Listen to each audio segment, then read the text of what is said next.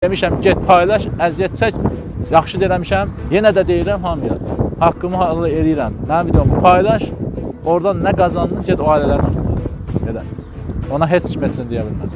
O onun əziyyətidir, özü bilir. Adam kart qoyur, kart paylaşır, bütün günü canlı açır. Misal üçün, mənim videolarımı paylaşır. Problem yoxdur və o da bu gün qazanmasa 1 manat, o ikinci dəfə deyəməyəcək. Onun biznesi yoxdur. Xeyriyyətçi biznesi olan adamdır. Amma vasitəçi biznesi olmur. Heç bir şey yoxdur. Cibində 5 manatı yoxdur. O işlə məşğul olur, insanlara dəstək olur, vasitə olur. Vasitəsinin də haqqını ödəmək lazım.